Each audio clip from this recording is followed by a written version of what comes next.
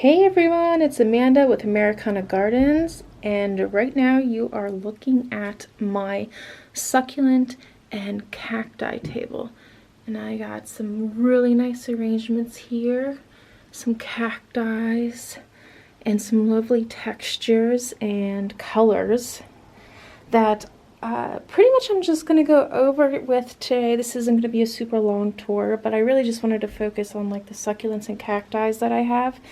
I also work with the Next Gardener, and not all the plants, but most of these plants came from the Next Gardener. There is a discount code. Put it on the screen and put a link down below. So without further ado, let's check out some of these beauties. I actually have some of the name cards here because I'm going to hold them up and talk to you guys about them. So I'm going to handle this arrangement real quick. So this beauty right here, Echinopsis, it's a night blooming hedgehog.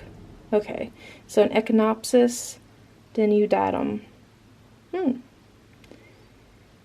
I think the size is absolutely adorable, and plus like I like the ribbing of it, and like it's not very sticky, but I have a feeling like when it's mature it's going to really develop some spikes on it. And this lovely plant right here, this lovely vertical plant, if you look really close on it, let me see if it'll focus there, they kind of look like the design on it looks like cucumbers or pickles, and it's also known as the pickle plant. So it's this dark green, and then it also has these the light green has like the base. It's called the Senecio stapeliformis. I actually got a 4-inch pot of that, and I ended up separating it. Let me see if I get some better lighting here. Yeah, I actually ended up getting some oh, there we go, you could see that more. But I ended up getting the 4-inch pot and separating it and using it in different types of arrangements here. Now this little one, it kind of looks like a Tradescantia, right? But if you look real close, like on the edging, like this one, it's very furry and soft. The Cyanotosis somenilius. I'm doing my best, guys, with the pronunciation. But yeah, anything that has like a white tag, that is definitely from the Next Gardener. And this beautiful Echeveria here. Look at the multicolors on that. Ooh. Yeah. I really like that with like the little pink tips, the lighter green inside of the rosette, and then on the outer more mature growth it's more of a darker green, but it still has that purple on the tips. Very beautiful plant. That is actually a Graptovaria, called a grim one. I don't know, the name seems horrible, but the plant is beautiful. I just want to address that I have some peperomias. This is a watermelon peperomia. Very, I mean, can you see why the name watermelon sticks out? Look at that. It looks like a watermelon. It has the red stems on it. And I find that peperomias tend to like it a little more dry air and more dry soil too. So that's why I have that with my cacti and succulents. Also, the same with the Raven ZZs or any ZZ plant. I mean, oh, look at that black. I mean, that's a statement piece. You know, that black color, it just is like pow when you put it up against any other color, especially green. And what's fun about this is the new growth right here. So you have that green, shiny new leaf, right? That's beautiful. But also has hints of black, especially along the veining and the margins of the plants. But this is the new growth. Yeah, and the black is the more mature growth, so nice contrast of colors there. Moving on over here, I'm going to adjust the lighting a little bit here. This is what they call a cuddly cactus. This is the new addition that I added earlier this week. I did a repot. I just love it. So it's a cuddly cactus, right? There's no spines on the ribs or anything like that. And it's a beautiful, beautiful green color. And yeah, I love it. It's just cute. It's just cute. That's the best way to put it. Back there, I have what they call a Mexican post cactus. I don't know. I really just don't favor it. I didn't put it on my cacti table, but I'm gonna end up selling that Mexican post cactus back there. I'm not loving it. I just thought it was gonna be different. It's not, but I love the cuddly cactus up here. Yeah, this is called the Crassula bonsai prenosa. So it has more of like a wild feel to it. I mean, look at it. Look at it in this pot. That's why I kind of put this plant in a pot all of its own. But I do have it mixed in with other, like what I ended up doing is I could literally just take like a grouping here, okay, and cut it kind of at the base and just stick this grouping into a mixture or an arrangement, and it will root. And I did that with what, one other arrangement. So yeah, it's a pretty hardy plant, pretty wild, and I like it because it kind of adds movement, you know, it adds movement. And instead of like, you know, cactuses and succulents tend to be really stiff, and this is like just something different. Moving on down over here, this is another peperomia. I put in this arrangement here. This is the Peperomia Frost. Look at that veining in the silver blue. Ooh, that's neat. And again, I have success with peperomias being more on the dry and arid side, which is what echeverias and cactus like. So far it's working. And right over here, I have this beautiful Kalanchoe. Look at the dark green margins, but then there's also like some pinks and purples in there, along with some greens. That is what we call the stained glass Kalanchoe. So I will be very excited to see this one develop more. Over here, this is an Echeveria. Oh, this is like one of the most beautiful bluish silver ones around. This one I did get from the next gardener. It is called Echeveria Desert Camels. Echeveria Desert Camels.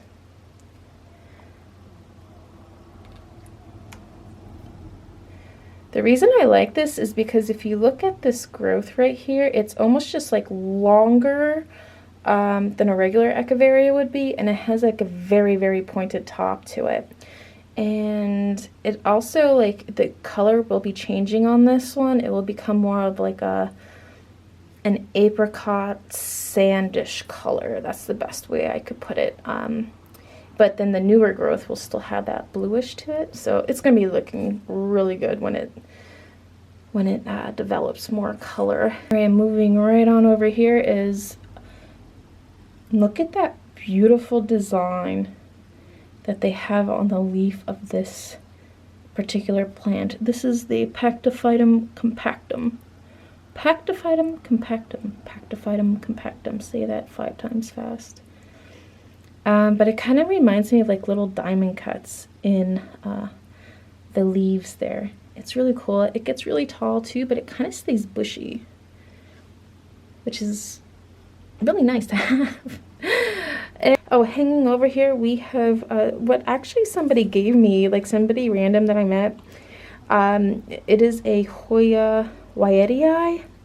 It did have some sun stressing on it, so I actually took this cutting, put it in the front there so it could kind of dangle down, but also I want it to grow roots into that soil, and then I could later cut it and, you know, make it like a little bushy arrangement, if you will. And I just gotta move this peperomia a little bit away. This is called the Echeveria Gold Wax. Excuse me, the Echeveria agavoides. Echeveria agavoides Gold Wax. Yeah, but this is like a really neat one with the, it has some like a pink tips to the top of it.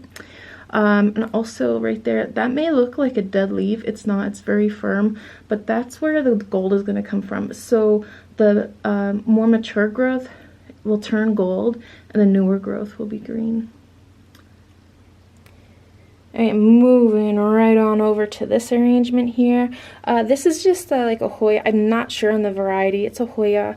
A friend of mine gave. It has like little speckles on it. So when it gets bigger, I would like to create like a hoop, if you will, and have like a tall statement piece within this arrangement.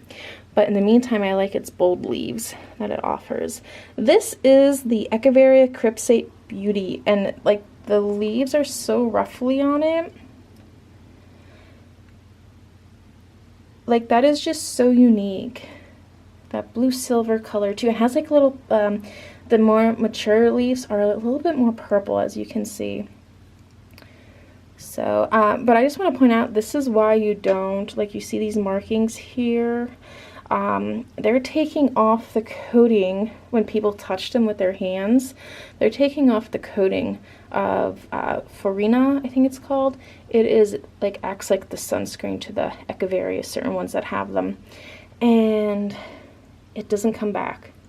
So if you are handling any type of plant like this, you want to handle it from the bottom as much as possible and avoid touching the top. This one right here, you know, you have to have a dramatic one just to add that character to the arrangement. The Echeveria Red Soul. Red Soul, and I think this one is exclusively from the Red Gardener. So it has that nice vibrant green in the middle, but then the more mature leaves are this dark red, and then also you can see some of that dark red on the tips of the newer growth. Fun plant. And this one right here, I cannot wait for this to be more mature and like change its colors, because it looks like I have a lot of blue in here, right? And I do have a lot of blue in here. But I also thought about how these would change colors over time. Echeveria German Champagne, and I'll throw up a picture of this one because I think this should look marvelous when the colors change. Hopefully soon. And the last one that I have in this that's new, Echeveria Pink Minima. I know it looks very similar to the previous one, the German Champagne I just showed you guys, but I'm going to throw up a picture of these and you can see the contrast of the colors that it'll offer in a few more months. There's another stained glass Cal and Chloe there too. Down here, this is one that I just repotted. This is what they call Lady Fingers. Believe it or not, I just got this at a big box store. I think it was in Lowe's, and it was the Live Trends brand. Actually repotted it. I put it came in this pot, but it had moss all over the bottom of this, and like, I don't know why they would think moss is a good idea to put for these, because it's just going to really saturate the soil and not let it dry out as much. So I ripped out the moss and I put these decorative rocks down, and when I ripped out the moss, it revealed all of these like little heads that are coming out the bottom. Like, all of these were buried. It would have rotten the plant. But I like to describe this plant as firecrackers, fireworks going off in the sky. Can you guys get that vibe from the spines there? I think it's a lovely little plant. I do. And over here I have what I call the String of Death. I killed one of these already and nearly killed this one. This is the String of Pearls. And I repotted this recently in a video, and it's looking okay. It's looking better than what it did.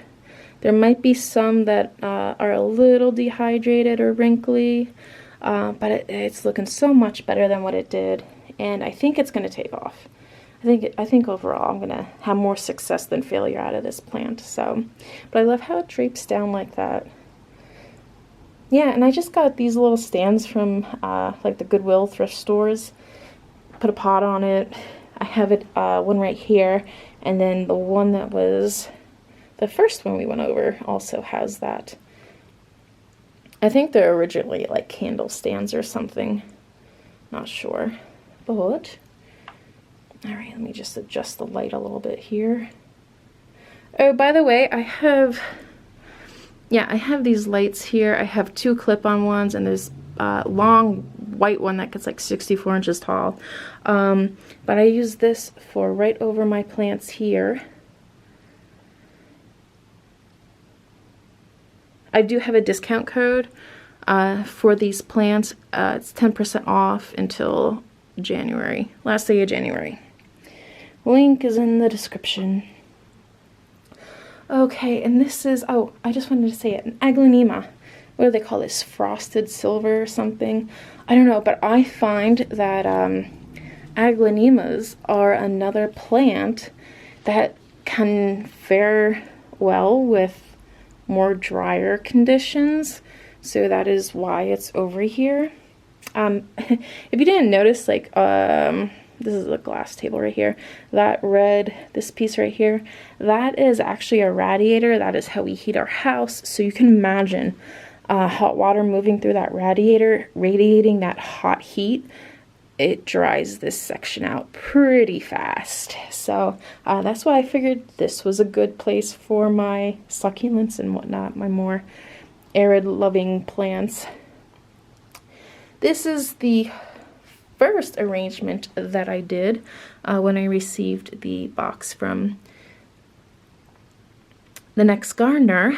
So I love the pot that it's in. It's like gold and slightly green. But let's go over this one. Okay, so the first plant I'm going to go over, the bunny ears. Okay, I really just got this plant because of the name. Yeah, Opportuna microdasis albata, bunny ears. It's an adorable plant. I think it's so cute. I love the textures, the colors, the white fuzzy spines on it, and just the overall look to it. And again, I have this pickle plant that I used in the first arrangement, and this is also the crassula. I have it in here too. I actually just cut that piece of crassula off and just stuck it in there, and it took root and it's looking pretty good.